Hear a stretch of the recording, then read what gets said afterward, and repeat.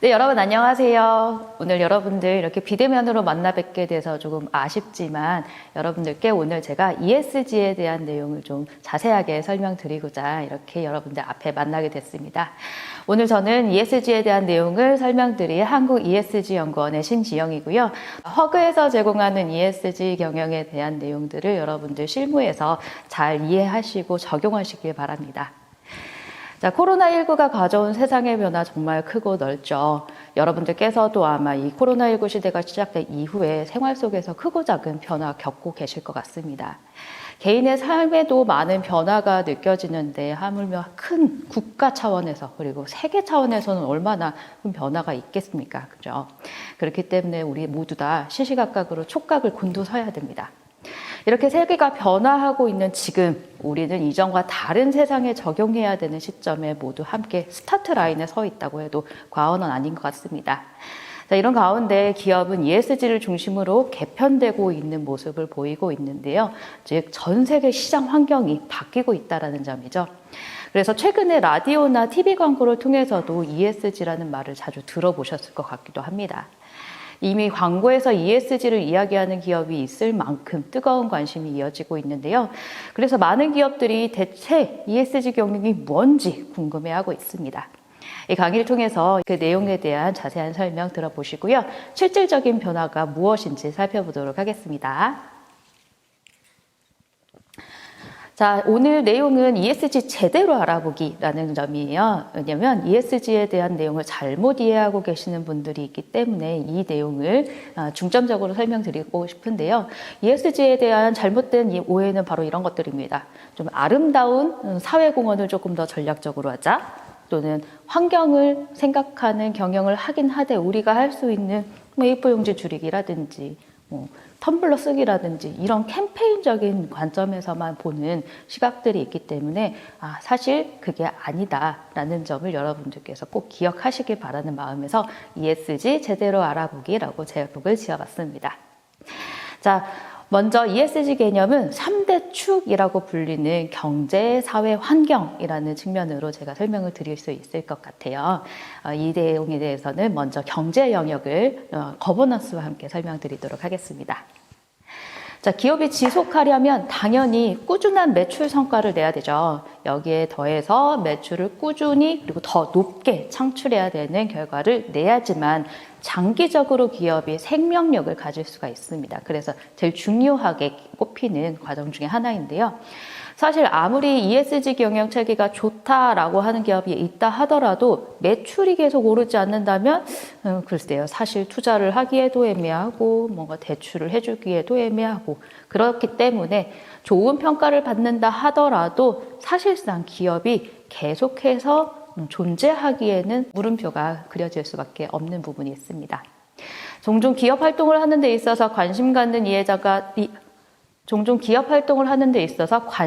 이해관계자가 늘어나는 것을 꺼려하시는 분들도 계십니다.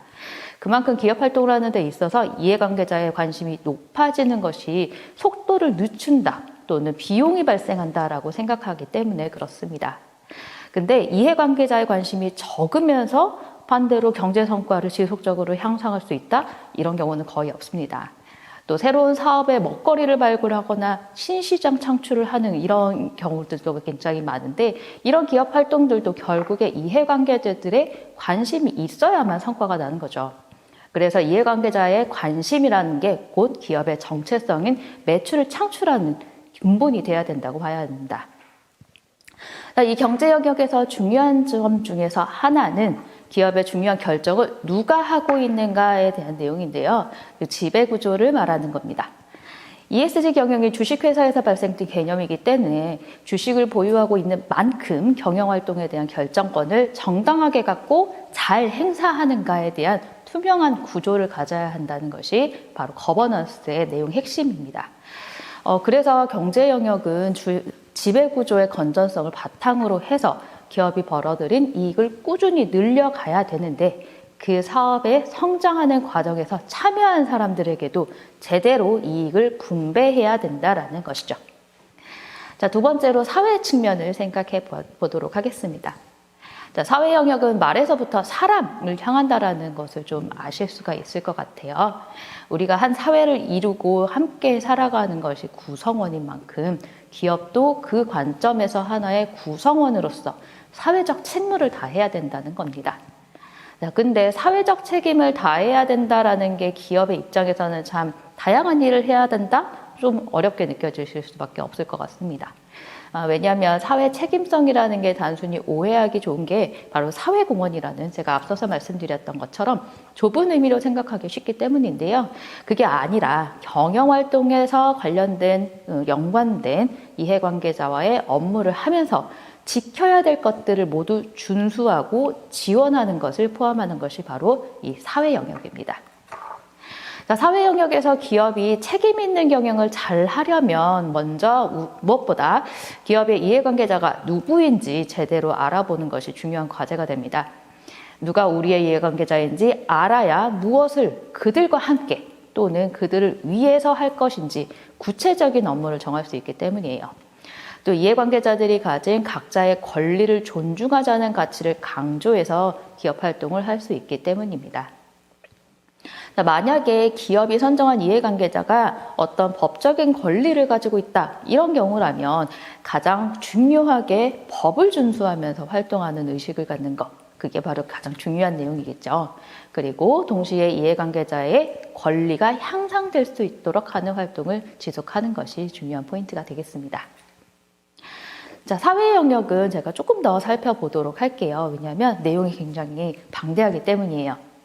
자, 사회 영역은 인권, 고용, 안전, 공정거래, 그리고 공급망 관리, 소비자 보호, 정보 보호, 사회공헌까지 포함되는 개념입니다. 그래서 ESG 경영에 대해서 알아보자면 우리가 흔히 먼저 알고 있었던 ESG 경영에 대한 개념이 친환경에 조금 쏠려 있었다면 이 강의를 통해서 제대로 알아본 내용에 따르면 사실 사회 영역이 제일 큰 부분을 차지한다라는 점을 금방 아실 수 있을 겁니다. 자, 사회 영역이 특히 강조되는 이유가 뭔지 한번 설명드려 보도록 할게요. 사회 영역을 포괄하는 가치, 즉 ESG 경영이 추구하는 큰 가치 중에서 하나인 게 바로 인권입니다. 그래서 사회 영역을 전반적으로 통합하는 가치를 인권으로 꼽아도 사실 손색은 없습니다. 그래서 앞서 말씀드린 것처럼 기업을 둘러싼 이해관계자와의 공존 그리고 상생을 가능하게 하는 것이 각 이해관계자가 가지고 있는 권리를 존중하려는 노력이에요. 이 노력이 바로 인권을 존중한다는 아주 큰 개념을 품고 있는 것이라고 이해하시면 되겠습니다.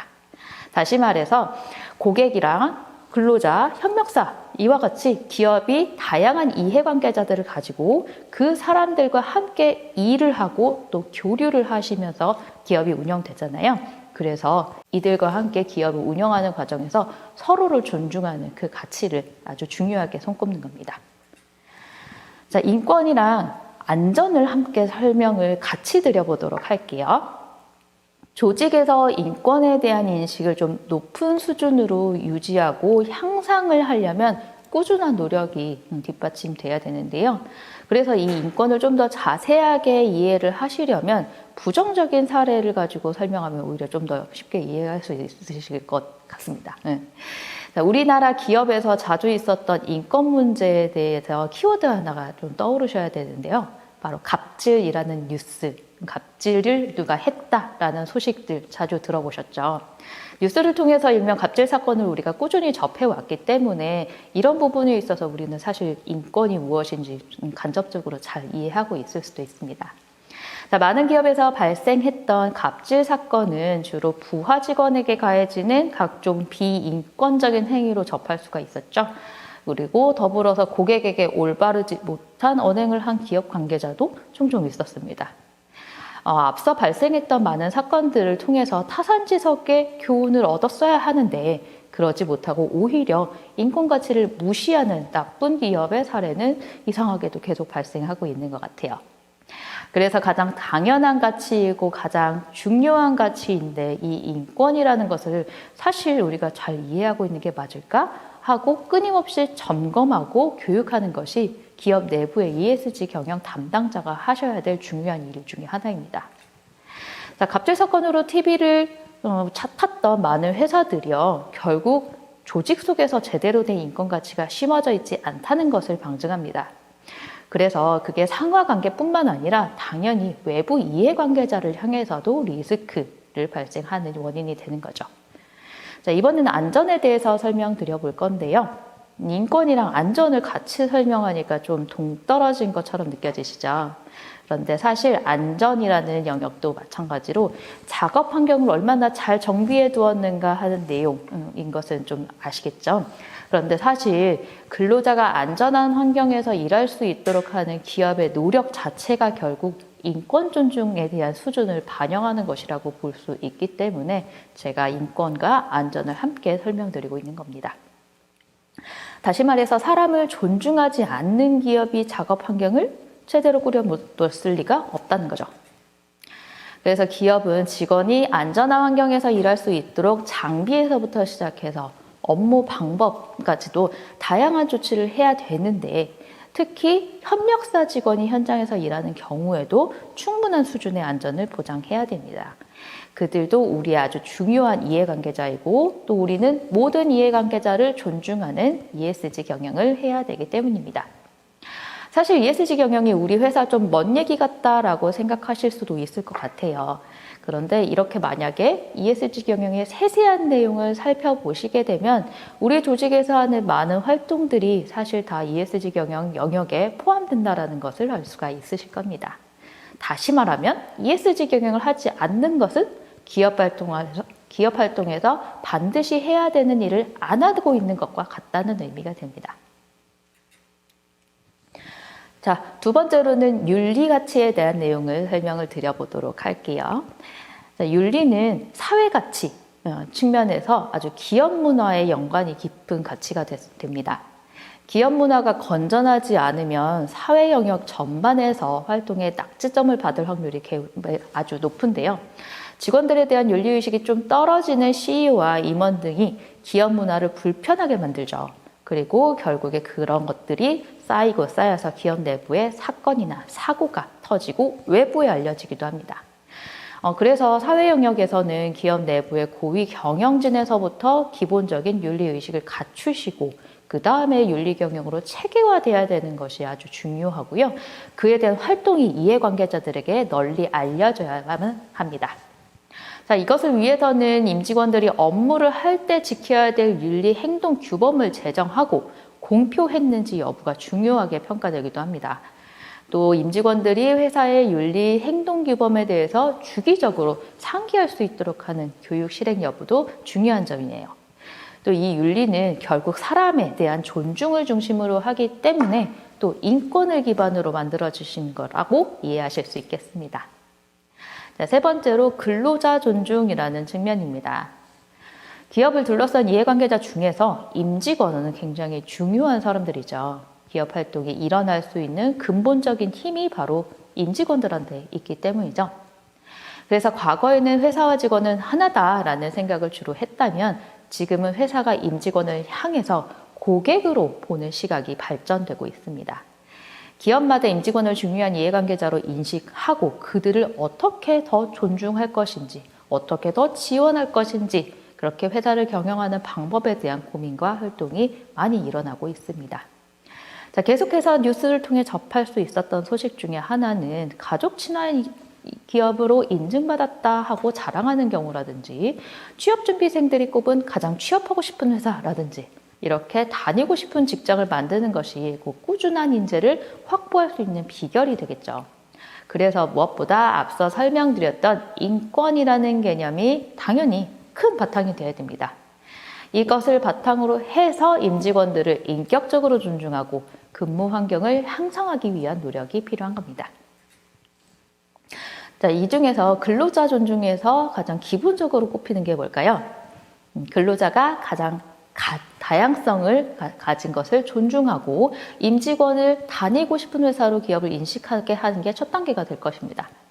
근로자의 다양성에 대한 가치가 전 세계적으로 꾸준히 강조되면서 인종, 나이, 성별이나 장애 같은 여부에 대해서 고용이나 근무 환경에 차별이 없는 직장을 만들어야 된다는 목표를 가지고 노력하는 기업이 되어야 됩니다.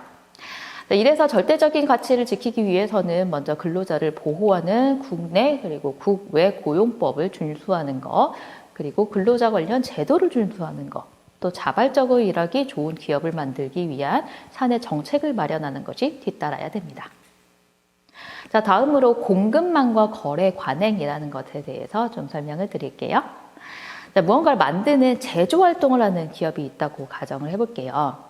예를 들어서 스마트폰을 만드는 회사가 있다고 한번 생각해 보도록 하겠습니다. 그럼 이 회사는 스마트폰에 들어가는 모든 것을 다 자체적으로 만들까요? 그렇죠. 스마트폰 속에 들어가는 나사 하나까지 직접 만들까요? 그런 회사 당연히 없죠. 당연히 결국 제조업이든 서비스업이든 기업이 자체적으로 모든 것을 창조할 수는 없습니다. 그래서 한 기업의 경쟁력 중에서 하나는 공급망을 얼마나 잘 갖추고 있느냐를 보고 있는 겁니다. 그래서 기업의 협력사도 아주 중요한 이해관계자가 됩니다. 과거에는 협력사에 대한 갑질이나 부당한 단가 인하 요구 같은 것들이 좀 자행되어 온 것이 사실이죠.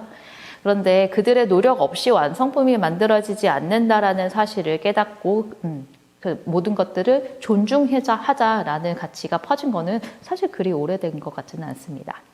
또는 아직도 그 깨달음을 얻지 못하고 협력사에 대한 부당한 압력 행사를 하는 경우도 아직도 있죠. 이래서 기업이 거래하는 협력사라는 이해관계자가 가진 기술 또는 경영 측면에서의 그들의 노력이 결국 우리 회사의 경쟁력이 되어 돌아온다라는 것을 알게 되고 협력사에 대한 지원과 투자를 아낌없이 적용하는 기업들이 많아지고 있는 겁니다. 협력사랑 함께 ESG 경영을 한다는 건 다시 말하면 협력사와 거래 활동을 계속해서 지속하기 위한 노력을 한다는 것과 같은 의미가 됩니다. 그래서 협력사와의 거래 과정에서 법을 위반하지 않고 그들의 권리를 존중하면서 거래 활동을 하자라는 가치가 가장 우선돼야 됩니다. 시장에서 우위를 가진 기업이 거래 대상 기업에 부당한 압력을 가하지 않도록 공정한 계약을 체결하고 이행해야 되는 것이 지속 가능한 기업을 만드는 기초 조건이 됐습니다. 법을 위반하지 않고 하는 거래에 담긴 뜻은 계약상에서 업무의 범위나 기간, 금액 같은 데에서 현저한 수준의 법 위반이 발생하지 않도록 상법을 준수한다는 뜻이 되겠죠. 또 만약에 제조업에서 고객사로부터 받은 계약 중에서 일부가 또 다른 중소기업한테 하도를 해서 업무하는 방식이 이뤄진다면, 즉 하도급 거래가 발생을 하게 된다면 이것 또한 법을 위반하지 않도록 하는 노력이 조금 더 디테일하게 들어가야 되는 것입니다. 그래서 이런 경우에는 공정거래위원회가 공표한 표준하도급 계약서 같은 양식을 제대로 활용해서 법 위반 리스크를 줄이는 노력이 필요한 겁니다. 이렇게 협력사와 계약을 하고 거래 활동을 하는 가운데에서 사람과 사람 간의 이해관계가 얽히기도 하고 또 커뮤니케이션을 하면서 쉽게 협력사에 대한 인권을 존중하지도 못하고 불미스러운 일이 일어나기도 합니다. 그래서 기업은 협력사와의 업무를 진행할 때 거래 상대방에 대한 인권을 더 존중할 수 있도록 행동규범을 마련하고 있는 거죠. 반대로 ESG 경영의 시대가 본격적으로 열리면서 강조되는 부분 중 하나가 기업이 협력사에 대한 사회, 환경적인 측면에서 혹시 그들이 부정적인 영향을 끼치진 않았는지 모니터링해야 된다는 점도 있습니다. 그래서 면밀하게 이들을 살펴보는 것이 점점 더 ESG 경영에서 요구되는 영역 중에 하나입니다. 그래서 최근 들어서 글로벌 대기업이나 우리나라 대기업들도 협력사를 대상으로 한 ESG 경영 평가를 많이 시행하고 있는데요. 만약에 그들이 신규 공급사 등록을 하거나 또는 기존 공급사에 대해서 ESG 평가를 적용해서 그들과 함께 계속 거래를 할 건지 말 건지를 정하는 일을 진행하고 있다고 보고 있습니다. 다음으로 소비자 보호 측면을 얘기를 드릴게요. 사회 영역에서 가장 중요한 고객으로 꼽힐 수 있는 이해관계자, 당연히 고객이죠. 그래서 고객은 전통적인 이해관계자라고 해석을 할 수도 있습니다. 자, 대체로 제품이나 서비스를 직접 이용하는 이른바 최종 소비자와 거래하는 기업인 B2C 기업에게 더 중요한 개념으로 소비자 보호라는 가치를 말할 수 있습니다. 소비자는 기업이 만든 제품이나 서비스를 사려고 고민하기 전에 어떤 생각할까요? 여러분들이 소비자의 역할로서 어떤 것을 사려고 할 때를 한번 생각해 보시면 좋을 것 같아요. 이 제품 사면 나한테 뭐가 좋지? 그죠? 그리고 내가 원하는 기능 다 들어가 있나? 또 다른 제품에 비해서는 뭐가 좋지? 또는 이 제품에 들어간 성분은 뭔가? 이런 일상생활 중에서 하는 고민 여러분 자주 하실 것 같아요. 온라인 쇼핑 하실 때 상세 페이지 자주 보시잖아요. 그런 것처럼 네. 소비자가 어떤 제품이나 서비스를 사기 전에 또는 사고 난 후에도 또는 버리려 할 때까지 기업이 소비자가 알고자 하는 정보를 충분히 제공해야 되는 것이 ESG 경영에서 중요한 영역 중에 하나입니다. 자, 예를 들어서 제가 설명을 좀만 더 해볼게요. 우리가 마트에서 사 먹는 과자를 한번 생각해 볼게요. 그 과자의 포장지 뒷면 한번 보신 적 있으시죠? 그 과자에 들어간 성분이 무엇인지 자세하게 설명되어 있었던 모습 떠오르실 것 같습니다. 그리고 그 과자에 들어가 있지 않다 하더라도 같은 제조시설에서 생산되고 있는 제품의 성분도 안내하고 있죠. 또 먹는 것뿐만 아니라 바르는 것도 똑같죠? 우리 생활에서 매일 쓰는 화장품도 그 화장품 속에 어떤 성분이 들어가 있는지 제품 패키지에 자세히 쓰여져 있습니다. 우리가 먹고 바르는 모든 것들, 이런 게 사람에게 안전한지 않은지 제대로 알 권리가 있기 때문이고, 자, 만약에 누군가가 땅콩이 들어간 것을 먹으면 심하게 얼굴이 붓거나 또는 기도가 막히거나 하는 경우가 있기 때문에 이런 경우에는 막 응급실을 가거나 해야 되기도 하잖아요. 그래서 소비자에게 안전을 보장하기 위해서 기업이 충분한 제품과 서비스에 대한 정보를 제공해야 된다는 사회 책임성이 있는 겁니다. 우리가 계속해서 알고 있었던 사회 책임성이 점점 더 넓어지고 있는 이해가 좀 더 되고 있으신지 모르겠습니다. 자, 이런 내용은 특히 B2C 기업에서 주목해야 되는 부분이다라고 생각하실 수도 있을 것 같아요. 그런데 최종 소비자를 만나지 않는 B2B 기업이나 B2G 기업도 마찬가지로 적용되고 있습니다. 이렇게 소비자에 대한 기본적인 안전보호에 대한 사회 책임성이 우리가 얼핏 잘못 알고 있는 것이 아니라 더 넓게 이해해야 된다는 거 여러분들이 더 기억하셔야 될 것 같고요. 또 제품을 사용하는 중에 각종 사고가 일어나지 않도록 하는 리스크 예방 차원이다라고도 이해를 하시면 좋을 것 같습니다. 이뿐만 아니라 소비자 영역에서는 제품과 서비스를 이용하는 과정에서 고객의 개인정보 유출되지 않도록 관리 체계가 갖춰져 있어야 되고 개인정보를 보호하지 못하는 그런 경우를 최대한 막을 수 있도록 개인정보 보호 상시 운영 제도 같은 것들이 포함되어야 되는 게 바로 이 소비자 영역에서 기업의 사회 책임성에 포함되는 내용입니다. 만약에 이 부분을 조금 다른 설명으로 기업의 사회 책임성을 생각해 볼 수도 있을 것 같은데요. 소비자에 대한 가치를 전달하는 게 B2C뿐만 아니라 B2B 그리고 B2G 기업도 마찬가지다라고 제가 설명을 드렸죠. 그들도 마찬가지로 소비자, 즉 최종 소비자를 향해서 제공할 수 있는 가치가 무엇인지 생각해 보셔야 되는 과정도 고려해 보셔야 됩니다.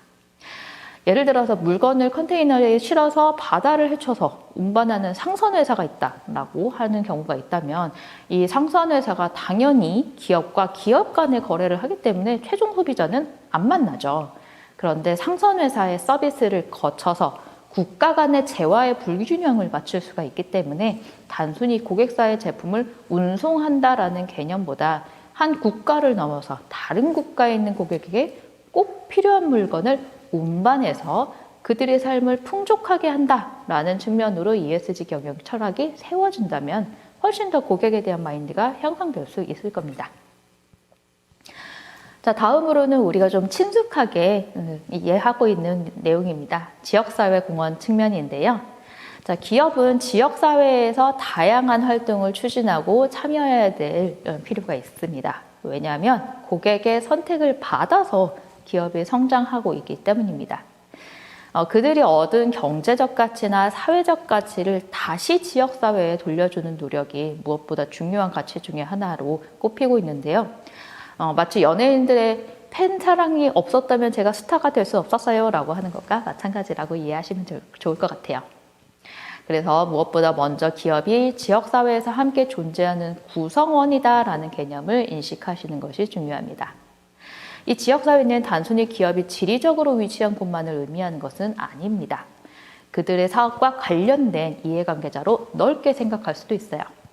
그래서 많은 기업들이 이 중요성을 깨닫고 이익의 일부를 지역사회 발전을 위해서 쓰이고 또 다양한 프로그램도 실행하고 또 임직원이 기부활동을 하기도 하고 봉사활동 참여하시는 그런 경우들도 있기 때문입니다. 여태까지 사회 영역에 대해서 말씀을 드렸어요. 말씀드린 내용들 쭉 이해하시다 보니까 정말 사회 영역이 넓다라는 거 다시 한번 깨달으실 것 같습니다. 제가 처음에 ESG 경영을 경제, 사회, 환경 영역 이 세 가지 축으로 이해하실 수 있게 설명하겠다라고 말씀드렸는데요. 이제 두 가지 축 지났습니다. 자, 세 번째 축, 환경이라는 영역을 한번 살펴보도록 할게요. 자, 환경 영역에서는 기업이 생산과 서비스를 제공하는 과정에서 반드시 어느 정도 환경을 빌려 쓸 수밖에 없죠. 환경을 사용하는 과정 안에서 기업이 가능한 친환경성을 고려하자라는 것으로 이해하시면 되겠습니다. 자, 환경을 이용하는 활동과 함께 환경을 보존하는 노력도 같이 이루어져야 되고요. 제품 같은 것들을 폐기할 때도 반드시 올바르게 버리자라는 내용이 핵심이 됩니다. 이게 바로 ESG 경영, 즉 지속가능 경영이 추구하는 궁극적인 목적이다라고 할 수도 있습니다. 이런 것들을 통해서 우리는 환경에서 빌려 쓰는 모든 자원을 올바르게 이용하고 서로 존중하는 세상을 만드는 데 필요한 모든 노력이 기업 활동을 영위하는 데 있어서 고려해야 된다는 점을 잊지 말아야 되기 때문입니다. 자, 모든 환경에 있어서 기업 활동은 다 결국에 원재료를 가져오는 데서 빌려 쓰는 개념이 되죠. 그렇기 때문에 기업 활동이 결국에 환경에 다 노출되어 있다라고 할 수가 있습니다. 특히 생산 활동을 하게 되다 보면은 반드시 환경에 영향을 미칠 수밖에 없습니다.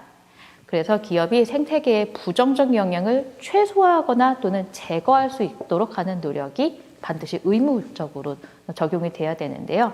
그래서 환경 경영이라는 것의 의미가 기업이 자원과 에너지를 절약하고도 또 효율적으로 이용해야 되고 또 온실가스 배출이나 환경 오염을 발생시키지 않기 위한 최소한의 활동을 해야 된다는 것을 포함하는 겁니다. 자, 환경에 영향을 주는 요소들은 무엇일까요? 제품을 만들기 위해서 투입되는 원료나 또는 가공이나 생산을 할 때 필요한 전기, 열 에너지도 있고요. 이런 것들이 모두 환경에 영향을 주고받는 요소들이죠. 그래서 환경 측면에서는 같은 제품을 만들다 하더라도 환경 파괴를 일으키지 않거나 적은 영향을 미치는 것을 고려해야 됩니다. 특히 원료를 얻는 과정에서 미치는 환경 영향은 크게 생활 환경 영향, 환경 오염, 환경 훼손 등으로 구분되는데요. 이 중에서 생활 환경 영향은 대기, 물, 폐기물이나 소음, 진동, 악취 같은 일상생활과 관계된 영향성을 말하는 것이고요. 환경 오염은 대기오염, 수질오염, 토양오염, 해양오염, 그리고 방사능 오염 등이 포함됩니다. 환경 훼손은 야생동물과 식물의 남획이나 서식지를 파괴하거나 생태계를 교란시키거나 또는 생물종의 다양성을 감소시키거나 나아가서 자연경관을 훼손하는 것까지 포함되는 개념이에요. 그래서 일반적으로 환경 영향은 제조업에만 해당된다고 생각하기 쉬운데 사실 비제조업이라 할지라도 투입되는 환경 자원은 반드시 있습니다. 예를 들어서 일반적인 서비스업을 하는 기업이 있다 하더라도 거래처 사람이랑 만나는 경우들이 많잖아요. 이럴 때 이동을 할 때 자동차를 많이 쓰게 되는데 그러면 필연적으로 휘발유를 사용하게 되죠. 그렇기 때문에 고객에게 뭔가를 설명할 때 사용되는 종이 등도 있을 거고요. 그래서 이런 것들이 다 투입되는 환경 자원이라고 볼 수 있습니다. 또 사무작업으로 이루어지는 일도 되게 많이 있을 것 같은데요. 컴퓨터나 프린터 작업을 하기도 하잖아요. 여기도 마찬가지로 전기 에너지를 쓰기 때문에 투입되는 환경 자원도 서비스 영역에서 있다라고 이해하실 수 있습니다. 자, 환경에 대한 내용들을 요즘 매스컴에서 자주 만나보실 것 같은데요. 특히 많이 들어보셨던 단어가 바로 온실가스라는 내용이 아닐까 싶어요. 온실가스가 무엇인지 좀 개념을 설명드려보도록 할게요. 자, 온실가스는 이산화탄소, 그리고 메탄, 아산화질소, 수소불화탄소, 과불화탄소, 육불화학, 말이 되게 어렵죠? 네, 총 이렇게 6가지로 UN 기후변화 협약과 교토 의정서에서 정해진 개념입니다. 온실가스는 3가지로 나눌 수가 있는데요. 배출원이 어떤 개념에서 발생했느냐에 따라서 구분이 됩니다. 첫 번째는 스코프 1이라고 해서 사업장에서 직접 운영하는 보일러나 운송 수단에서 발생하는 것이 바로 직접 온실가스라고 얘기를 합니다. 스코프 2는 간접 온실가스 배출이라고 얘기를 하는데요. 전기나 열을 포함하는 제품이나 서비스를 구매하면서 발생을 하게 됩니다. 마지막으로 스코프 3도 역시 간접 온실가스 배출인데 물류나 출장 또는 협력사 제품 사용하는 등의 광범위한 간접 배출을 말합니다. 그래서 기업 활동을 하면서 에너지 사용은 필연적이다라는 것은 이해는 하겠는데 이것을 특히 기업이 온실가스 배출에 대해서 책임성을 가져야 된다는 것이 ESG 영역에서도 좀 핵심적인 내용이 되는 거죠. 이런 저감 방법도 한번 강구해야 되는 게 기업마다 놓여진 환경에서 꼭 적용돼야 되는 일 중에 하나입니다. 그래서 화석연료보다 태양광이나 수력, 풍력 같은 신재생 에너지로 대체하자라는 노력이 요즘 기업들이 계속해서 풀어야 될 숙제가 되었죠. 자, 환경 측면에서 우리가 생각해 볼 수 있는 것들은 환경 관리라는 개념인데요. 환경을 어떻게 관리하느냐라는 것을 말 그대로 이해하실 수가 있습니다. 환경 관리는 생산 활동에서 사용하는 환경 오염을 유발하는 물질이나 폐수 같은 것들을 어떻게 관리하고 어떻게 일련의 과정을 가지고 있는지 기업마다 가지고 있는지를 포함하는 건데요. 사업장에 위치한 지역이 그리고 그 주요 자원을 조달하는 지역이 있다라고 했을 때 거기에 미치는 그 지역에 미치는 생물 다양성을 위한 노력까지도 포함되는 게 바로 환경관리 영역이 됩니다. 또 기업이 공급망을 구성하는 협력 업체들이 있죠. 이 협력 업체들도 환경 영향 평가를 시행하고 있는지도 확인을 하는 게 바로 환경관리 영역에 포함되는 개념이고요. 신규 협력사를 등록할 때도 일정 수준의 환경 기준을 정하고 관리하고 있는지 그런 기업을 우대하는지도 확인하는 게 환경관리 영역입니다. 또 더불어서 공급사슬 내에서 부정적인 환경 이슈가 있는 기업에 대해서도 거래 중단 등의 조치를 진행한다라는 것도 포함됩니다.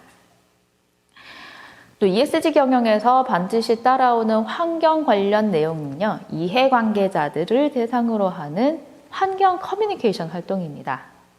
구체적으로는 기업이 경영 활동을 하면서 사용한 에너지나 자원 등이 있을 건데 그 양과 그로 인해 발생된 온실가스가 어느 정도였는지 이 정보를 공개하는 것입니다.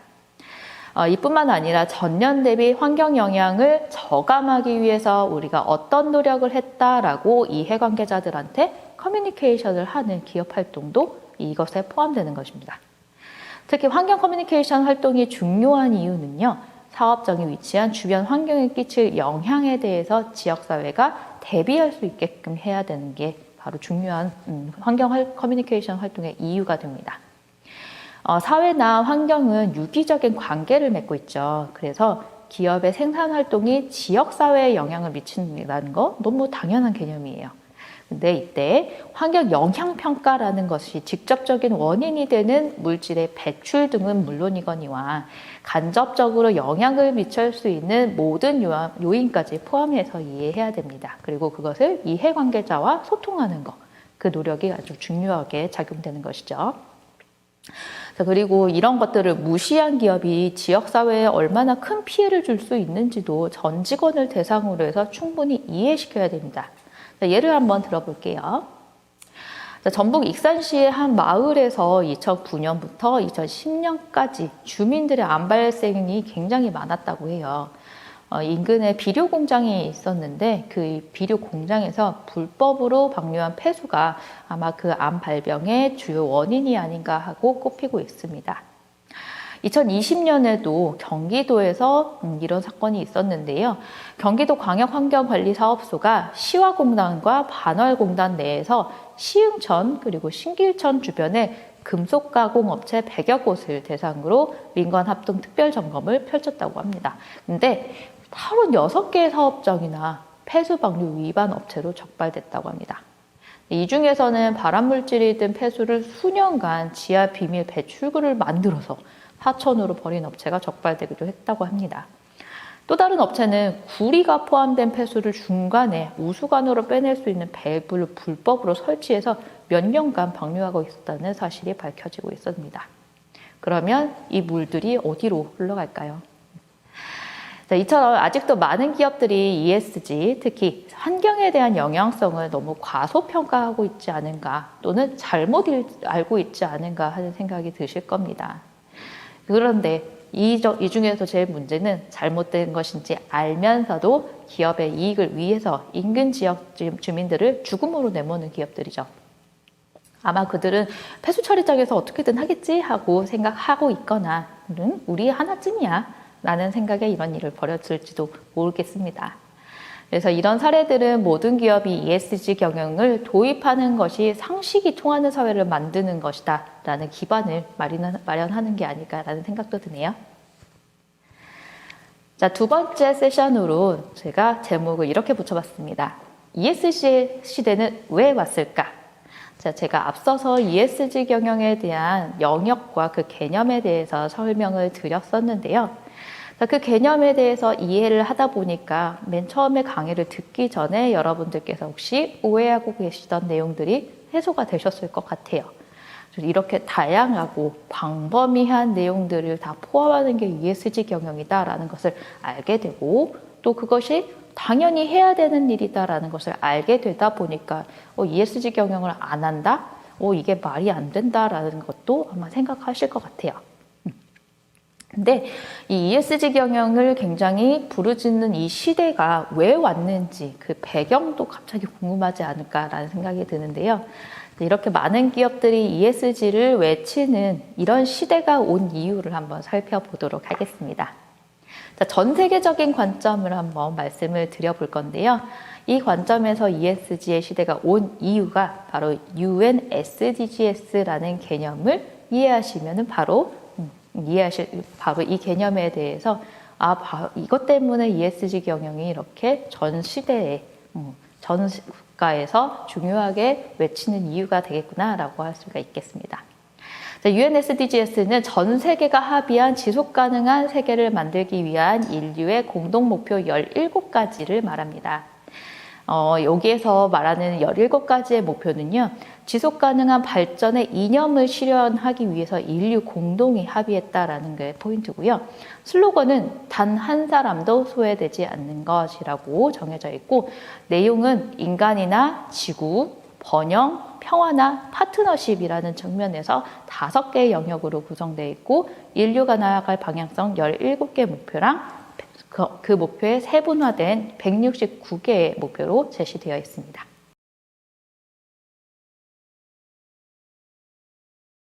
Human civilization has been advancing at a very rapid rate. From the invention of the wheel to rocket technology that brought the first man on the moon, human progress is indeed marvelous.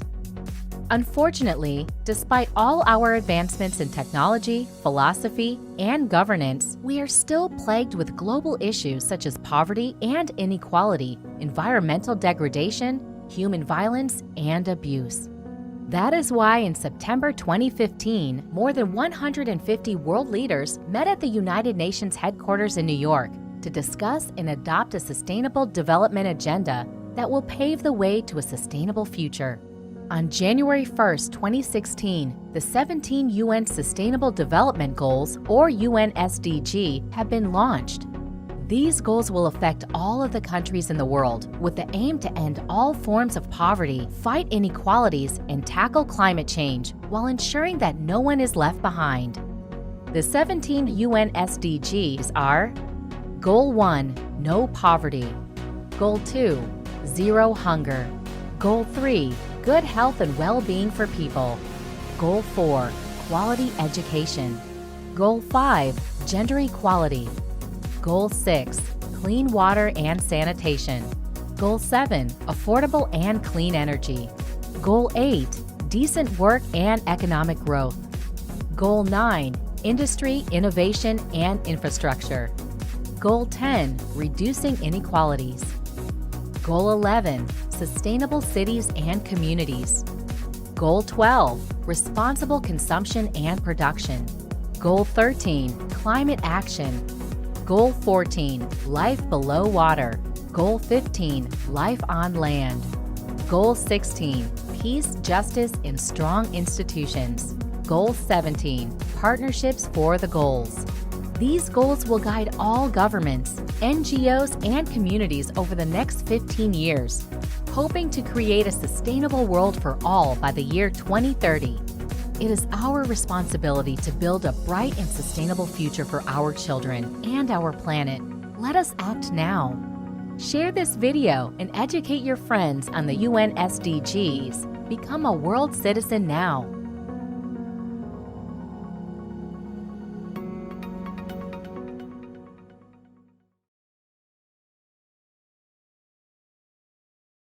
자, 동영상 보신 것처럼 17가지 목표가 무엇인지 확인해 보셨는데요.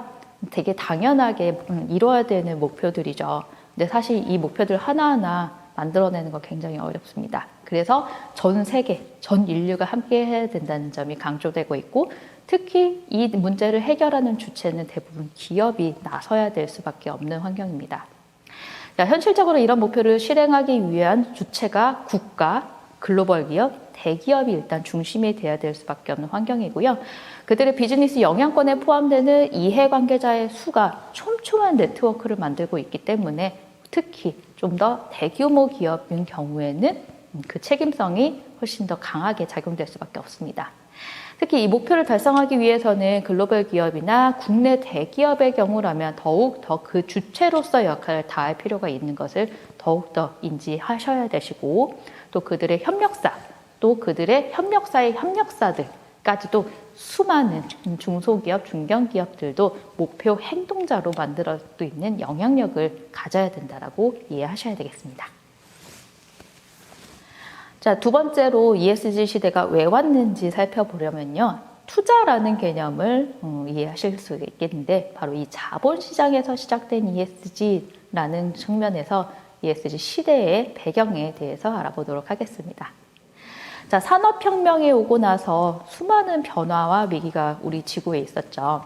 그런데 이 차이는 국가나 지역에 따라서 또는 기업이 놓인 환경에 따라서 발전 속도의 차이가 있었습니다. 그런데 이 2020년 전 세계의 코로나19 팬데믹이라는 큰 리스크를 맞으면서 모든 국가나 지역마다의 차이가 약간은 무의미해지는 경우들이 많게 됐죠. 자, 이렇게 팬데믹 시기가 길어지면서 각 국가마다 장기화된 위기에 맞춰서 해결책을 찾고 있는 모습 자주 보실 수 있습니다. 이런 가운데 기업들은 특히 유례없는 실적 변화를 겪었고, 그 방식을 어떻게 하는지에 따라서는 기업마다 다를 수 있지만 결국에 우리 다 돌파구를 찾아야 된다라는 생각은 모든 기업들이 아마 하고 있을 것 같습니다. 근데 대부분 우왕좌왕하고 있는 것 같아요. 그런데 이런 상황에서 기업들이 이전부터는 있었는데 크게 관심 두지 않았던 이 지속 가능성이라는 것을 바로 이 상황을 타개하는 해결책이다라는 것을 한 번에 이해할 수 있게 된 거죠.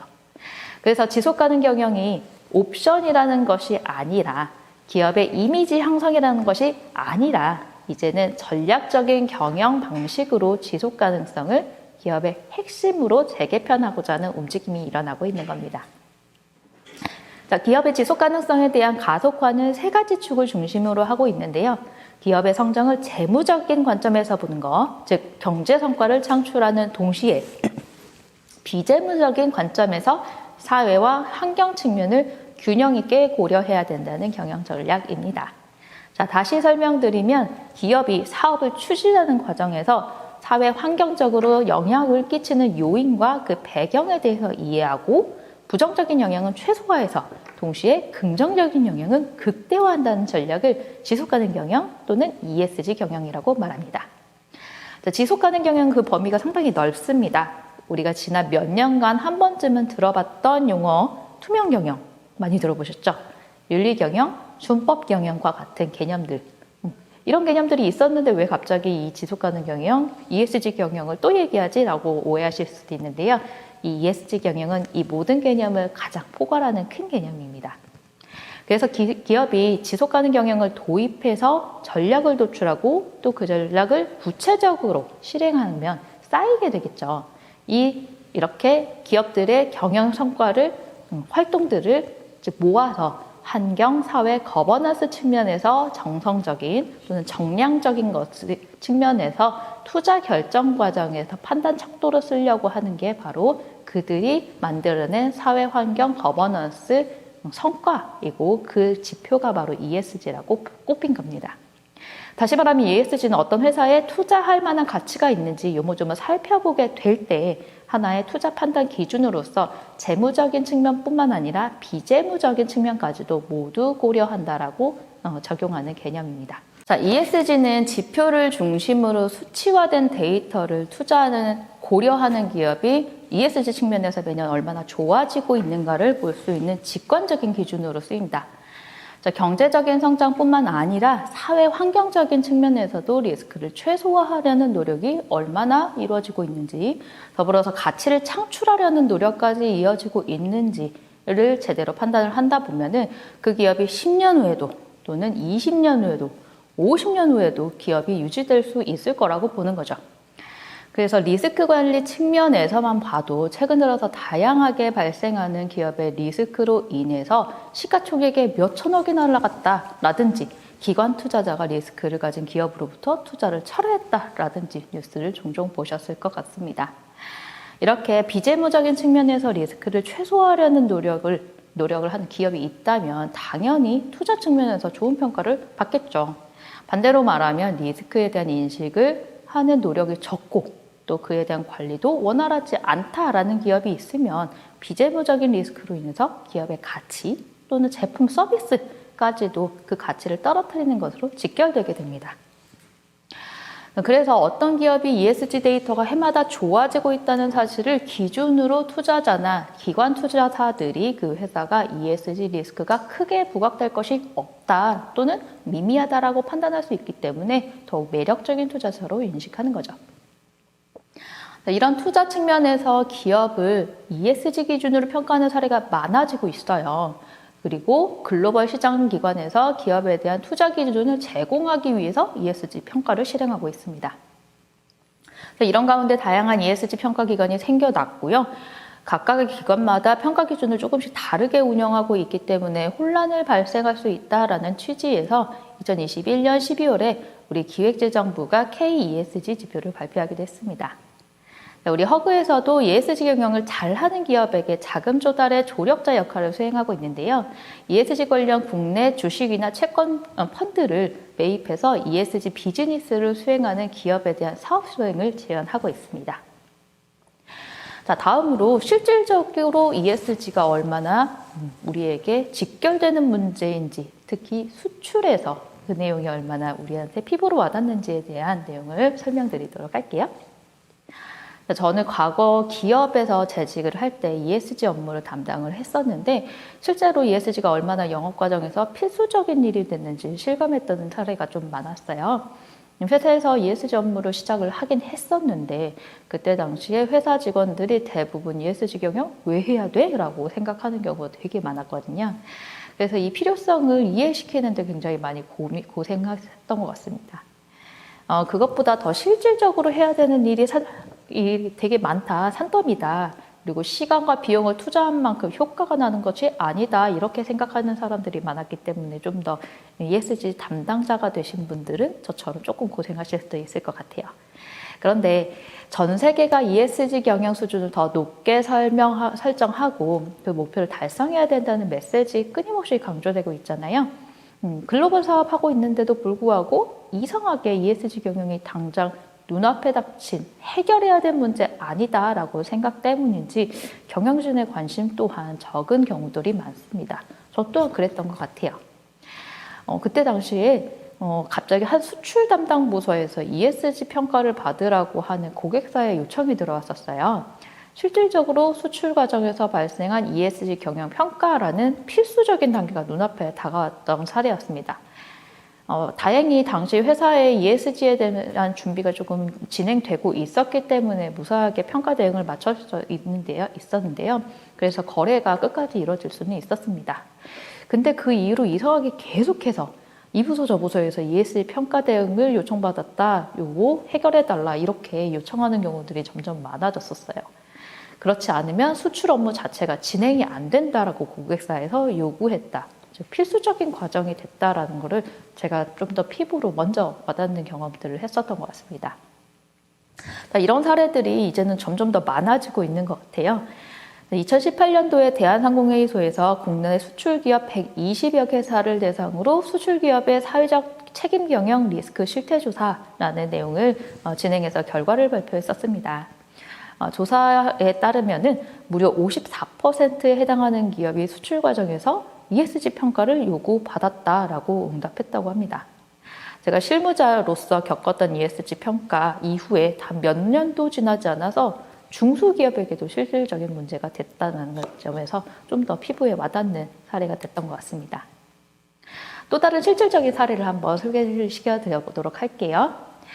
가구업체 A사가 있었는데 이 A사가 미국 글로벌 유통사에 납품을 준비하고 있었습니다. 그런데 그 유통사에서 ESG 평가를 받아야만 거래를 할 수 있다는 내용을 통보를 했어요. 근데 평가 과정에서 외국인 근로자의 숙소가 안전기준에 미달한다라는 사실이 확인됐고 그래서 심사를 통과하지 못했습니다. 결국에 이 미국 글로벌 유통사는 납품을 받지 않겠다라고 통보를 했습니다. 그래서 이렇게 평가 결과가 기준에 미달하는 경우에는 문제를 해결한 후에 납품하는 조건부가 걸리기도 하고요. 또는 납품량을 축소하거나 또는 아예 협력사 선정에서 배제하거나 완전히 거래를 중단하는 일이 비일비재하게 일어나고 있습니다. 이런 움직임은 지금도 계속되고 있고요. 더 많은 중소기업이나 중견기업에도 해당이 될 것 같습니다. 특히 공급망에 대한 실사제도를 시행하는 나라가 점점 증가하고 있어요. 수출을 하는 과정에서 ESG 평가가 이제 필수적인 과정이 되고 있다 해도 과언은 아닌 것 같습니다. 만약 기업의 매출 구조에서 수출 비중이 크다면 언제 어디서 ESG 평가 요청을 받는다 해도 이제는 이상하지 않은 것 같습니다. 그래서 저는 종종 요즘 ESG 평가 요청을 받은 후에 이 일을 어떻게 해결해야 됩니까 하고 문의를 받는 경우들이 많은데요. 이런 기업에 연락받으면 굉장히 안타깝습니다. ESG 평가는 선제적으로 ESG 경영 고도화를 이룬 후에 수출 과정에서 어려움 없이 진행할 수 있겠지만 아무 준비도 안 된 채로 평가를 받게 되면 문제점이 속속 드러날 수밖에 없어요. 그렇기 때문에 결국 일이 늦어지거나 중단되는 사례가 계속해서 발생하고 있는 겁니다. 그래서 조금만 앞서서 ESG 경영에 대한 관심을 기울였다면 어렵지 않게 ESG 평가를 받고 수출을 진행할 수도 있었을 텐데 하는 생각도 들곤 합니다. 이런 경우에 당장 평가 요청을 받은 상황에서 ESG 수준을 살펴보면 글로벌 기준에 대부분 한참 미달하는 경우가 많죠. 그래서 ESG 경영 도입이라는 것은 단지 규모만으로 가능 여부를 판단해서는 안 된다는 설명을 꼭 드리고 싶습니다. 다시 말해서 우리는 중소기업이기 때문에 ESG 경영 남일이다 라고 생각하는 것, 이거 자체가 기업의 즉각적인 리스크로 돌아온다는 거죠. 기업마다 갖고 있는 거래 구조나 또는 고객사의 ESG 경영 정책, 또 나아가서 우리의 기업이 속한 산업의 ESG 연관성을 깊게 따져보고 대처하셔야지만 이제는 경쟁력을 확보할 수 있다는 것을 아셔야겠습니다. 자, ESG 시대를 이렇게 이끌게 된 것은 소비자들의 변화도 있습니다. 기업의 ESG 경영이 세상에 전하는 가치 그리고 영향성에 대해서 사람들이 점점 깨닫고 있다는 사실 여러분들도 느끼고 있으실지 모르겠어요. 이런 흐름에 따라서 많은 기업이 기존 운영 방식을 바꾸기도 하고 있어요. 또는 제품이나 서비스를 더 친환경적으로 만들어보자, 더 사회성을 띠도록 체질 변화를 해보자 하는 노력도 이어지는 사례 많습니다. 자, 이런 가치 추구하는 사람들 왜 점점 더 많이 생겨날까요? 그리고 우리나라에서 특히 ESG 가치를 추구하는 사람들이 많아진 것을 우리 역사 속에서 먼저 이유 찾아보도록 할까요? 우리나라는 극적인 발전을 이룬 국가죠. 6.25 전쟁에서부터 시작해서 전 세계 원조를 받았던 처참한 시설을 겪었고, 또 2020년에는 세계 경제 규모 10위에 오르기도 했습니다. 정말 놀라운 변화가 실시간으로 지속되고 있다 해도 과언은 아닌 것 같아요. 어른들이 하는 말씀에 따르면 예전에는 전화도 없었던 시절이 있었다라고 하는데, 그 시절을 추억하던 사람들의 손에 지금 대부분 이 최첨단 기술로 무장한 스마트폰이 하나씩 들려있죠. 자, 이런 것처럼 ESG가 각광받고 있는 현상을 설명하기 위해서는 우리가 얼마나 빠르게 이 시대를 살아왔는지, 그리고 그 사이에서 우리의 가치관이 얼마나 달라졌는지를 한번 생각해 볼 수가 있을 것 같습니다. 우리가 빠른 경제 성장을 하면서 놓쳤던 것들이 너무 많다라는 것을 계속해서 깨닫게 됐었고, 그 과정에서 환경성이 무너지거나 또는 사회적으로 누군가 소외받거나 하는 경우들이 너무 많았기 때문에 계속해서 개선하고 고쳐나가자 하는 이런 움직임들이 우리나라 속에서, 특히 산업 속에서 많이 있어 왔습니다. 그래서 어떤 산업에서 어떤 사건이 일어나거나 사고가 일어나면 그 이후에 이걸 어떻게 복구해야 하는지 많이 논의가 일어나고 또 법이 발의되거나 또는 기업마다 어떻게 하겠습니다 하는 개선을 약속하거나 계속 반복되고 있잖아요. 이런 것처럼 우리의 역사성에서도 반드시 ESG를 추구하는 마인드가 어느 정도 정착되어 왔다라고 볼 수가 있겠습니다. 또 다른 스토리로 여러분들께 ESG가 왜 이렇게 각광받고 있는지 설명을 한번 해볼게요. 더 옛날로 돌아가서 우리의 옛 성현들이 남긴 말에서 한번 해답을 찾아보도록 하겠습니다. 맹자는 사람이 태어나면서부터 4가지 심성을 부여받는다고 했습니다. 바로 인의예지인데요. 사람의 삶은 어질고 의롭고 예의를 갖추고 지혜로움을 배워가는 과정이다라는 말입니다. 이는 곤경에 빠진 사람을 불쌍하게 여기는 마음으로의 측은지심이라고 얘기합니다. 의는 나의 잘못된 행동을 후회하고 타인의 불의에 분노하는 마음, 수호지심이고요. 예는 다른 사람을 존중하고 나보다 어려운 사람에게 양보하는 마음, 사양지심입니다. 지는 옳고 그른을 아는 마음, 시비지심이라고 얘기를 하죠. 이 과정들은 어릴 때는 그러지 못한다 하더라도 사람이 나이가 들면 들수록 점점 더 인의예지를 키워가고 완성해 나가는 대부분의 정상적인 삶에 반영되는 모습을 볼 수가 있습니다. 그래서 사람들이 우리 사회를 구성하는 기업에도 ESG에 입각한 경영이 도입되기를 희망하는 것이죠. 또 인구 고령화도 ESG가 발전하게 된 요인 중에 하나인데요. 40대 이상의 인구가 소비를 주도하는 고령화 사회로 들어설수록 삶이 과연 무엇인지 고민하게 되는 근본적 가치에 관심을 두게 됩니다. 이런 정신적 가치에 관한 집중은 나에 대한 고민뿐만 아니라 남을 위한 자선 활동으로도 이어지는 요인이 됩니다. 그래서 이 기업 활동에 대한 기대 차원도 함께 높아지는 거죠. 또 나의 소비에 대한 평가를 스스로 하게 되는데요. 하나를 사더라도 의미 있는 행동을 하자라는 의식이 점점 더 높아지고 있는 겁니다.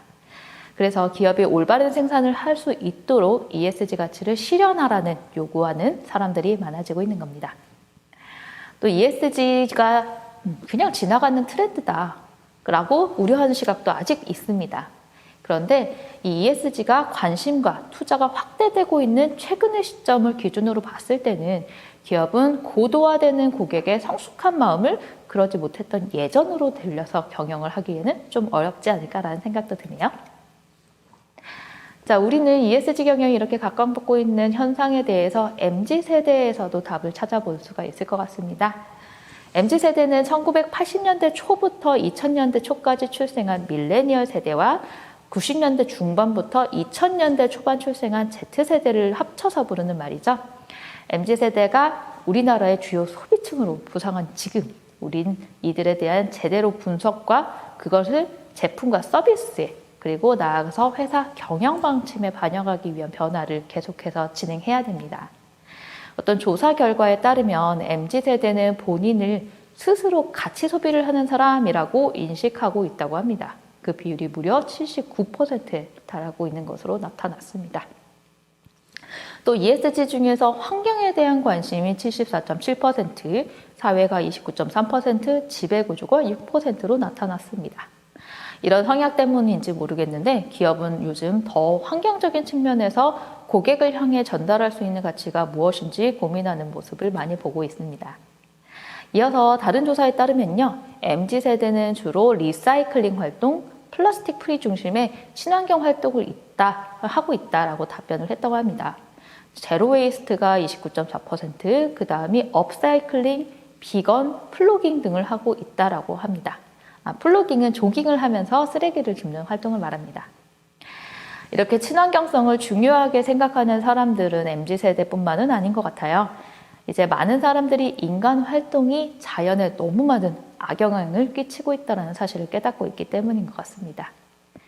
이렇게 환경 영향성이 우리 몸에 직접적으로 작용하는 일이라는 것을 알게 된 사람들이 더욱더 거세게 기업에게 ESG 경영을 도입하고 친환경성을 추구하도록 요구할 겁니다. 이런 요구는 소비 활동에서도 뚜렷하게 나타나고 있는데요. 한 온라인 쇼핑 플랫폼에서 2021년 1월부터 3월까지 고객의 소비 현황을 살펴본 결과가 눈에 띕니다. 우리나라 사람들이 얼마나 일상생활 속에서 친환경성을 추구하고 있는지, 그 노력을 얼마나 하고 있는지 데이터로 나타난 것인데요. 2020년 대비 같은 기간 1년 후에는 플라스틱 프리 아이템이 아주 큰 인기를 끌고 있다는 것을 볼 수가 있습니다. 특히 설거지 비누가 276%나 소비가 성장을 했고요. 또 천연 수세미, 그리고 옥수수 칫솔, 고체 샴푸, 소창행주나 실리콘 뚜껑과 같이 플라스틱을 계속해서 소비하던 일상생활을 완전히 바꾸려는 노력이 이어지고 있는 거죠. 이렇게 많은 고객들이 원하고 있는 ESG 경영에 대한 요구가 우리는 이렇게 변화할 수밖에 없는 요인이다라는 배경이 되는 것 같습니다. ESG 가치를 경영 전략과 상품 생산 방식에 반영한 기업의 사례도 한번 살펴볼게요. 국내 한 화장품 브랜드는 세계 최초로 제로 웨이스트를 달성했다고 합니다.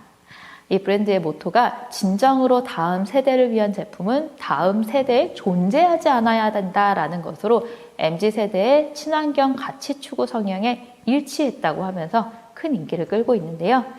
이 회사는 한 초등학생이 지구에도 이 회사의 제품이 좋은가요? 라고 질문을 받은 것을 계기로 해서 제로 웨이스트 기업이 돼야겠다라고 해서 기존 제품의 생산을 다 중단했다고 합니다. 그리고 이 회사에서 생산된 제품이 완전 생분해 기술을 적용한 패키지를 사용하기로 결정을 했고, 또 패키지는 고품질의 퇴비가 되도록 만들어졌는데요. 이 퇴비가 다시 지역 농가와 협력사에 전해져서 자연으로 돌아가게 만든 겁니다. 이 사례는 이 기업이 자체적으로 설계한 자체 완전 퇴비화 시설을 통해서 제품을 완전히 분해할 수 있게 만들었기 때문에 가능했다고 합니다. 이뿐만 아니라 소비자로부터 제품이 소비된 이후에 마지막까지 책임을 이행할 수 있도록 직접 수거 시스템을 운영하고 있다고 합니다. 자, 다음 세션으로 여러분들께 ESG 경영을 원하는 사람들이 누구인지를 좀 더 자세하게 살펴보도록 할 건데요. 제가 앞서서 계속 말씀드렸던 단어 중에 이해관계자라는 단어 계속 귀에 이제 익숙해지실 것 같은데, 그 이해관계자가 누구인지 한번 살펴보도록 하겠습니다. 자, 매일 쏟아지는 뉴스 중에서 경영 패러다임이 변하고 있다는 소식 너무 요즘 자주 접하고 있죠. 이런 세상 변화가 기업들이 더 빠르게 새로운 패러다임을 갖춰야 된다. 더 새로운 경영 전략을 다시 도입할 수 있도록 재점검해야 된다는 긴장을 갖추게 하는 요인이 되는 것 같습니다. 이런 뉴스가 자주 들리는 이유는 곧 지금 우리가 ESG 경영에 대해서 이야기하게 된 결정적인 이유가 되기도 합니다. ESG 경영을 원하는 사람들 누굴까요? 기업의 구성원일까요? 사실 그렇지는 않습니다. 코로나19가 가져온 더 빠른 변화의 바람을 불러일으키는 그들, 즉 이해관계자가 주인공이라고 볼 수 있는데요. 자, 이해관계자라는 말을 듣고 처음에는 어떤 느낌 드셨어요? 단어 자체가 갖고 있는 뜻이 다소 차갑게 느껴지고 어려운 상대라는 생각도 드셨을 것 같습니다. 이런 것처럼 이해관계자들이 우리 기업들이 경영활동을 하는 데 있어서 절대 긴장을 늦추지 말고 항상 긴밀하게 소통하고 대응해야 되는 상대입니다. 기업의 이해관계자는 단 한 측면에서 설명될 수는 없어요. 그래서 이해관계자들이 누구를 말하는지 한번 자세히 살펴보도록 할게요. 그 전에 이해관계자에 대한 정의를 먼저 말씀드려 보도록 하겠습니다. 이해관계자는 직접적 혹은 간접적으로 기업과 이해관계를 가지는 사람이나 집단을 이야기를 하는데요. 쉽게 말하면 기업에 투자를 한 투자자, 주식을 갖고 있는 주주나 자금을 빌려준 사채권자를 포함하는 개념입니다. 당연히 우리 기업의 제품이나 서비스를 사서 소비하는 고객들도 포함이 되겠죠. 이뿐만 아니라 우리의 제품이나 서비스를 살까 말까 고민하고 있는 잠재 고객들도 당연히 고객이라는 이해관계자에 포함됩니다. 또 우리 기업에서 일하는 모든 임직원, 또 우리 회사에 거래하는 협력사, 그리고 이들도 당연히 마찬가지로 이해관계자를 구성하는 사람들입니다. 고객이라는 이해관계자만을 생각했던 과거와는 다르게 왜 이렇게 다양하게 이해관계자를 나누지 하는 생각도 드실 것 같아요.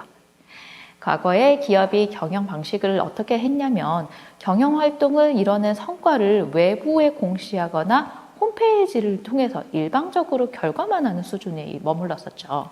그런데 사람들이 점점 시간이 지나면서 기업이 경제적인 측면뿐만 아니라 사회 환경적인 측면에서도 많은 영향력을 끼치고 있구나를 알게 된 거죠. 그래서 우리의 세상 한 축을 이루고 있는 게 바로 기업이라는 것을 더 많이 깨닫게 된 이유가 바로 이해관계자라는 개념이 지금 우리가 중요하게 생각하는 요인 중에 하나입니다. 그래서 기업이 어떤 결정을 하든 간에 그 기업의 사정이다라고 생각했던 과거의 관념이 깨졌어요. 그래서 이제 우리가 고객으로서 혹은 그 기업이 위치한 지역의 지역 주민으로서 의견을 주고받기를 원하게 됐습니다.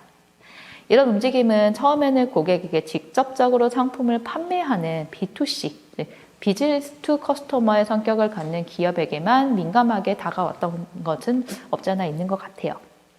근데 고객이 좋은 제품을 원하는 니즈에 머무르지 않고 그들이 원하는 환경과 사회에 긍정적인 영향을 끼치는 방식으로 기업 경영을 해서 상품을 제조하기 바라는 니즈로 더 확장된 것입니다. 그렇지 않은 경우에는 많은 기업들은 결국 부정적인 사회 환경 영향을 끼치게 돼서 불매운동 같은 것으로 타격을 입기도 했습니다. 과거에 한 전자기업이 유해화학물질을 낙동강으로 유입을 시켜서 대구, 부산 등의 영남 지방 주민들에게 큰 피해를 입힌 사건이 있었습니다. 이 유해물질로 인해서 대구 지역에는 악취가 심하게 나는 사태가 일어났었고 주민들 중에서 일부는 피부 질환을 앓거나 심한 경우에는 유산을 하는 일들도 생겨났었다고 합니다. 이 사건으로 인해서 사람들은 해당 기업의 계열사 중 하나였던 맥주 제조사로 찾아가서 맥주 불매 운동을 펼치기도 했습니다. 반대로 환경 경영을 훌륭하게 해서 매출이 폭등하는 기업의 사례도 있었습니다. 우리 생활 속에서 자주 먹는 가공식품에 주로 쓰이는 플라스틱 뚜껑이나 우유에 쓰이는 빨대 등이 과연 꼭 필요한가라는 의문을 갖는 소비자들 많아졌었죠. 이런 소비자들의 의문을 기업이 직접적으로 해결해서 이 플라스틱을 줄일 수 있게끔 하는 구성품을 빼낼 노력을 시도한 거죠. 그래서 생수를 사게 되면 항상 띠지로 비닐이 항상 있었는데 이 상표를 구분할 수 있게끔 이 비닐 라벨을 줄여서 무라벨 생수를 출시한 경우들이 점점 많아지고 있는데요. 이렇게 친환경 상품을 출시한 생수 기업의 판매량이 그 이전 연도 대비 78%나 급증한 사례가 있었다고 합니다. 이렇게 이해관계자들, 특히 고객의 ESG 경영에 대한 요구는 아주 적극적이고 활발하게 일어나고 있습니다. 그래서 이해관계자가 기업에 요구하는 것들을 절대 무시할 수 없는 경영 환경이 갖추어지기 시작한 것입니다. 앞서 말씀드렸던 것처럼 기업이 직접적으로 판매에 영향을 끼치는 이해관계자인 고객이 가장 중요하다고 생각이 되어 왔죠. 그런데 ESG 경영이 중요하게 떠오른 지금 고객뿐만 아니라 더 많은 이해관계자들을 고려해야 되는 시대가 열렸습니다. 고객 외에 이해관계자는 누가 있는지 함께 살펴볼까요? 이해관계자는 주로 6측면으로 나눌 수가 있습니다. 먼저 고객, 투자자와 주주, 임직원, 협력사, 지역사회와 그리고 환경위로 나눠서 스파이시라고도 합니다. 그 이외에도 기업의 성격에 따라서 중요한 이해관계자는 달라질 수는 있습니다. 문제는 우리 회사를 둘러싼 이해관계자가 누구인지를 파악하는 일입니다. 우리 회사에 직접적인 또는 간접적으로 영향을 끼칠 수 있는 이해관계자가 누구인지 모르고 기존과 같이 경영활동을 하게 되는 경우에는 이제는 아무 일도 일어나지 않았던 과거와는 다르게 큰 리스크를 맞을 수도 있는 점이 이렇게 세 개의 가장 큰 변화가 되고 있습니다. 제가 이렇게 이해관계자가 각각 다르다라고 말씀드린 이유는 이해관계자들마다 각각 다른 니즈를 갖고 있기 때문입니다. 먼저 고객을 살펴보도록 할게요. 고객은 기업이 항상 좋은 상품이나 서비스를 출시하기를 원하죠. 그리고 시간이 지나면서 기존보다 더 업그레이드된 제품을 만들고 생산하기를 바라기도 합니다. 자, 이런 고객의 니즈는 그 기업이 계속해서 혁신하고 새로운 제품을 만들기 위한 노력을 기울이게 되는 핵심 원동력이 되죠. 그런데 이런 고객의 니즈만이 기업의 경영을 잘 하게끔 하는 요인은 아니기도 합니다. 또 외부로부터 자금을 유치한 기업은 이들에 주목해야 될 것 같습니다. 바로 투자자와 주주입니다. 이들은 기업에 계속해서 흑자 경영을 통해서 수익이 확대되기를 바랍니다. 그래야 투자 수익을 얻을 수 있고 주주의 경우 배당을 받을 수도 있기 때문입니다. 그래서 이들은 전년 대비 회사가 얼마나 돈을 잘 벌었는지의 촉각을 곤두세우죠. 협력사의 경우를 살펴볼게요. 협력사는 우리 제품과 서비스가 만들어지는 데 중요한 역할을 하는 이해관계자라고 설명을 드렸죠. 우리 회사가 모든 것을 자체적으로 해결해서 제품이 만들어지는 게 아니기 때문에 협력사가 더 중요한 이해관계자다라고 설명을 드렸습니다. 이렇게 협력사가 주로 계속해서 계약이 지속되기를 바라는 니즈가 있고 또 더 나아가서 발주가 더 많아졌으면 하는 니즈가 있기 때문에 그들의 이익이 확대되는 니즈가 당연히 있는 거죠. 그래서 또 협력사는 이 니즈뿐만 아니라 계약을 한 것에 대한 대금이 원활하게 지급되기를 바라기도 합니다. 만약 협력사에서 대금 지급이 잘 안 된다면 거래가 끊겨서 결국에 생산에 차질이 빚게 될 수도 있기 때문에 협력사의 니즈도 중요한 측면이 됩니다. 자, 임직원도 중요한 이해관계자 중 하나라고 말씀을 드렸는데요. 과거의 시각으로 보자면 회사와 임직원은 한 몸이다 라고 해서 임직원이 니즈가 있다라는 것을 전혀 신경을 쓰지 않기도 했습니다. 이제는 임직원도 중요한 이해관계자로 인식할 필요가 있는 시대가 왔습니다. 무엇보다 좋은 인재를 유치하고 또 그들과 함께 오래도록 일하는 게 기업의 경쟁력을 만드는 핵심이 되기 때문입니다. 그래서 이제는 임직원들이 원하는 것을 수시로 파악하고 일하기 좋은 기업으로 거듭나기 위한 노력이 필요한 때입니다.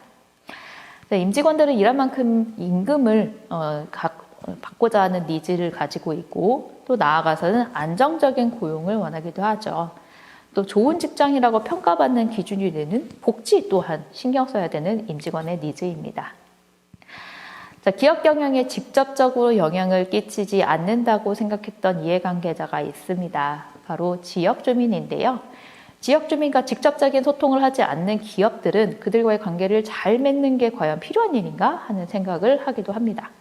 근데 만약 우리 회사가 지역사회에 어떤 영향을 끼칠 수 있는 가능성을 갖고 있다면 지역 주민과의 소통은 무척이나 중요한 일이 될 겁니다. 이렇게 지역 주민들은 우리 회사에 대해 정보를 공개하라는 요구로 이어질 수도 있고 또 그렇지 않다면 더 큰 문제로 확대돼서 행정적인 사안이 될 수도 있기 때문입니다. 자, 마지막으로 중요한 이해관계자 환경의 니즈를 살펴볼게요. 이전까지 살펴봤던 이해관계자들은 다 사람이었죠. 근데 이에 반해서 환경은 사람이 아니어서 의아해하실 수도 있을 것 같습니다. 네, 환경은 그 자체만으로도 이해관계자가 될 수 있습니다. 환경을 파괴하는 행위가 곧 우리가 가해자가 되기 때문이기도 하고 또 우리가 행한 일이 바로 우리에게 다시 돌아오는 피해자의 역할이 될 수도 있기 때문입니다. 그래서 환경을 고려하는 경영을 하는 게 결국 우리 모두를 향한 일이기도 합니다. 환경오염 피해를 입힌 기업은 반드시 막대한 비용으로 그 일에 대한 책임을 지게 돼 있죠. 구체적으로 살펴보자면 환경 피해를 초래한 기업들은 피해를 입힌 대상에게 배상해야 될 책임이 있습니다. 이 책임은 환경오염 배상 책임 의무법을 통해서 반드시 이행해야 될 수밖에 없게 됩니다. 우리는 이런 일이 직접적으로 오염물질을 배출하는 기업에게만 해당되는 일이라고 생각을 해왔는데 전 세계가 탄소 배출량을 저감하기 위한 노력에 동참하자는 합의가 계속해서 일어나고 있으면서 이 환경이라는 이해관계자가 기업에게 더욱 관리해야 되는 대상이 되고 있습니다. 특히 전 세계 각국에서는 2050년까지 탄소 순 배출량이 0이 되는 탄소 중립 사회로 나아가기 위한 노력에 합의했습니다. 그래서 우리는 모든 국민 그리고 모든 기업이 일상에서 탄소 배출을 줄일 수 있는 노력을 함께해야 되는 주체가 됐기 때문에 이 환경이라는 이해관계자가 무척 더 중요한 부분이 됐습니다. 자, 앞서서 제가 6대 이해관계자가 어떻게 구성되고 각각의 니즈가 무엇인지 살펴보았는데요. 요즘 조금 이상한 내용들이 점점 더 현상이 발생되고 있는데, 자, 예를 들어서 임직원들이 가지고 있는 제1 니즈는 좋은 임금, 좋은 복지, 고용 안정이라고 말씀을 드렸어요. 협력사의 경우는 계약이 계속 확대되는 거, 그리고 대금이 잘 지급되는 거라고 했는데, 각각의 이해관계자들의 제1 니즈는 그대로 유지는 될 수 있겠지만 각각의 이해관계자들이 서로서로의 니즈를 충족시키는 이 니즈의 복합성을 추구하는 기업을 더 선호하는 현상이 이루어지고 있는데요. 그래서 최근에 어떤 사례들이 있는지 윤리적인 소비를 추구하는 사례들을 동영상 통해서 한번 만나보도록 할게요. 공정무역. 인간다운 환경에서 임금을 제대로 받고 만든 제품을 쓰자, 그런 개념이죠. 착한 소비를 추구하는 사람들이 늘면서 공정무역도 우리 일상에 들어왔습니다. 전다빈 기자입니다. 지난달 결혼한 김가비 씨는 아주 특별한 반지를 받았습니다. 누군가의 희생이나 혹은 아동 착취 등으로 인해서 저희에게 왔다면 축복할 수 있는 날이 아닐 거라는. 스리랑카 광부들이 인간다운 환경에서 제대로 임금을 받으면서 캐낸 사파이어를 골랐다는 겁니다. 김 씨는 평소에도 공정무역 제품을 씁니다. 예전보다 종류도 다양하고 품질이나 가격도 일반 제품과 큰 차이가 없어서입니다. 절반 정도 되시는 그 고객분들이 저희가 이제 공정무역 브랜드다라는 걸 모르고 오시는 경우가 많고요. 보통은 유기농 바나나 종류를 많이 찾고 있고요. 커피라든지 차도 많아서 요새는 많이 이용을 하고 있어요. 한국 공정무역 시장은 다른 나라의 3배가 넘는 속도로 성장하고 있습니다. 하지만 백화점이나 쇼핑몰 매장이 중심입니다. Demand from the companies that they carry fair trade products. So if you go to a supermarket, you don't see fair trade products. Demand from the company that have fair trade products. JTBC 전다빈입니다. 보셨던 것처럼 윤리 소비를 하는 경우들 점점 많아지고 있는데 여러분들도 이런 동영상 속의 주인공들처럼 윤리적인 소비를 하려고 하는 노력들 일어나고 있으신지 모르겠어요.